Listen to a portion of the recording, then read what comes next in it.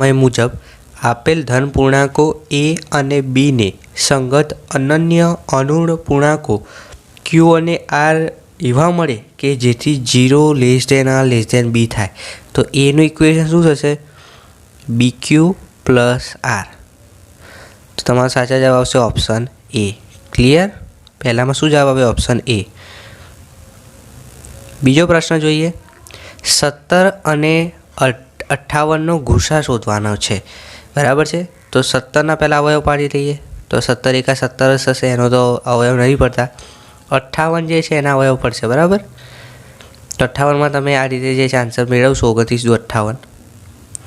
તો તમને ફાઇનલ જે છે આનો આન્સર કેટલો મળે? ભાઈ ગુસા એક જ થાય છે, કારણ કે આનો અવયવ જ નથી પડતા। ક્લિયર? તો જવાબ આવશે 1, ઓપ્શન ડી।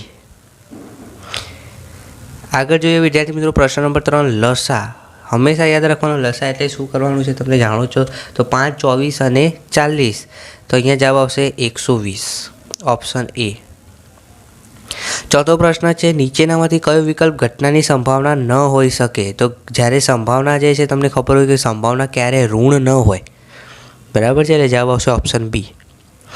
પ્રશ્ન નંબર 5 તમારા હાથમાં રહેલ કસોટીમાંથી તમને 25 ગુણ મેળવવાની સંભાવના કેટલી? તો તમારા હાથમાં જે 25 ગુણનું પેપર છે 25માંથી 25 આવે એની સંભાવના કેટલી? તો 1/25।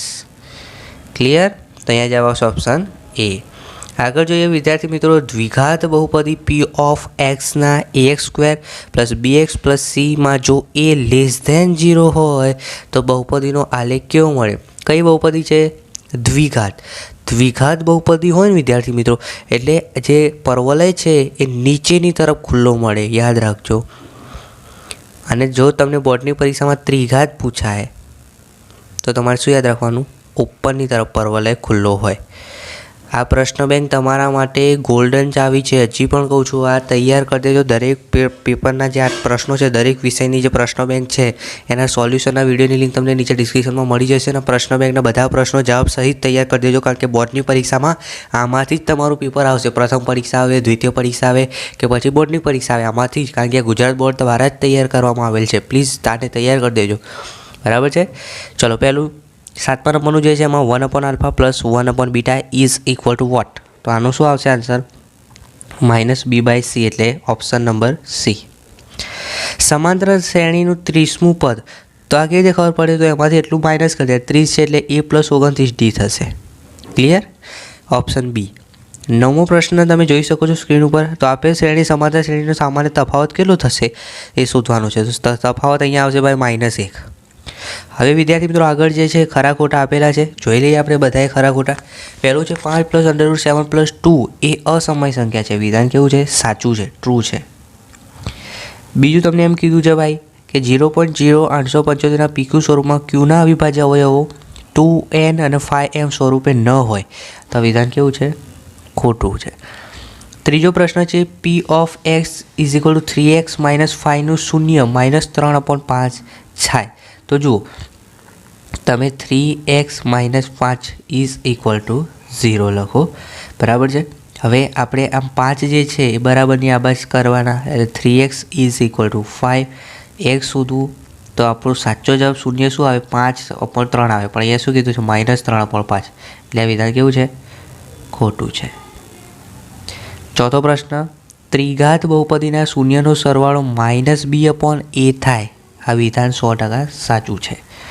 પ્રશ્ન નંબર 5 પ્રયોગની તમામ પ્રાથમિક ઘટનાઓની સંભાવનાનો સરવાળો 1 થાય, બરોબર છે। દરેક ઘટનાનો સંભાવનાનો સરવાળો કેટલો થાય ભાઈ? 1 થાય, વિધાન સાચું છે। સૂર્ય પૂર્વમાં ઉગે તે ઘટનાની સંભાવના 0 ના, સૂર્ય પૂર્વમાં ઉગે એટલે શક્ય ઘટનાની સંભાવના હંમેશા 1 હોય અને અશક્ય ઘટનાની સંભાવના 0 હોય, પણ સૂર્ય તો પૂર્વમાં ઉગે છે એટલે આ ઘટના કેવી છે? શક્ય છે, એટલે જવાબ 1 આવવો જોઈએ, એટલે આ વિધાન કેવું છે? ખોટું છે।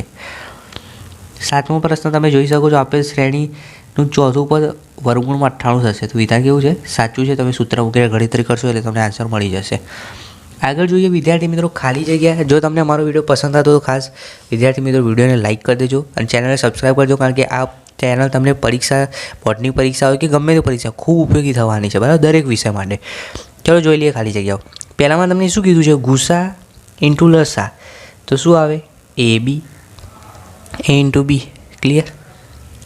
બીજો પ્રશ્ન છે, બે સંખ્યાઓનો ગુસા 8 છે. ઓકે, ગુણાકાર 384 છે. તો લસા કેટલો થશે? તો લસા કેટલો થશે વિદ્યાર્થી મિત્રો? અહીંયા 48. અશક્ય ઘટનાની સંભાવના કેટલી હોય ભાઈ? મેં હમણાં જ કીધું, શક્ય ઘટનાની સંભાવના 1, અશક્ય ઘટનાની સંભાવના 0. ઓગસ્ટ મહિનામાં 5 સોમવાર આવવાની સંભાવના કેટલી? તો 3/7. પાંચમો પ્રશ્ન છે, સમાંતર શ્રેણીનો સામાન્ય તફાવત 5 હોય તો a - 18 - a 13 બરાબર કેટલા થશે? તો 5 છે એટલે 25 થશે. જવાબ શું હશે ભાઈ? 25. હવે વિદ્યાર્થી મિત્રો આગળ જોઈએ આપણે. એક વાક્યની અંદર પ્રશ્નોના જવાબ આપવાનો છે. પહેલો પ્રશ્ન છે, પ્રથમ n પ્રાકૃતિક સંખ્યાઓના સરવાળા માટેનું સૂત્ર લખો. તો Sn is equal two n into n + 1/2. ખાસ યાદ રાખજો, દાખલા પણ આના પૂછાતા હોય છે. ક્લિયર? બીજું તમને શ્રેણી આપી છે 3, 3, 3. તો આ સમાંતર શ્રેણી છે, હા કે ના? સમાંતર શ્રેણીમાં કેવી ખબર પડે?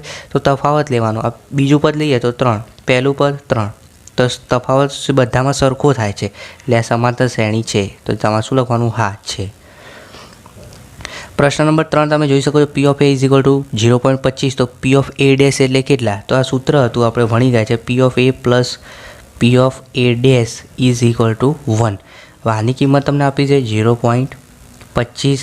આ તમારે શોધવાની છે, તો આપણે એને x ધારી લઈએ 1. હવે આ 0.25 જે છે બરાબરની આ બાજુ આવે એટલે 1માંથી 0.25 બાદ કરો એટલે જવાબ શું મળશે ભાઈ? 0.75. એકદમ ઇઝી. ચોથો પ્રશ્ન તમે જોઈ શકો છો, શૂન્યોની સંખ્યા જણાવવાની છે. તો આ x અક્ષ પર કીધા છે, બરાબર છે તમે? તો P of y કીધું છે ભાઈ. P of yના શૂન્યોની સંખ્યા જણાવો. તો અહીંયા જે છે P of y ઉપર જે છે એ એક જ બિંદુ આવશે, બરાબર છે? એ જવાબ શું આવશે? 1. ક્લિયર? આગળ જોઈએ વિદ્યાર્થી મિત્રો, વિભાગ બી. વિભાગ બીની અંદર તમે સ્ક્રીન ઉપર જોઈ શકો છો 2 ગુણના પ્રશ્નો છે, બરાબર છે? 10 પ્રશ્નો છે, જેમાં તમારા પેપરની અંદર કોઈ પણ 5 જ પ્રશ્નો હશે. તો પહેલાં પ્રશ્નો તમે જોઈ લો અને જાતે પ્રયત્ન કરો, બરાબર છે? જેથી આવનારી બોર્ડની પરીક્ષા હોય કે પ્રથમ વાર્ષિક પરીક્ષા હોય તેમાં તમને ખબર પડે કે તમને કેટલું આવડે છે.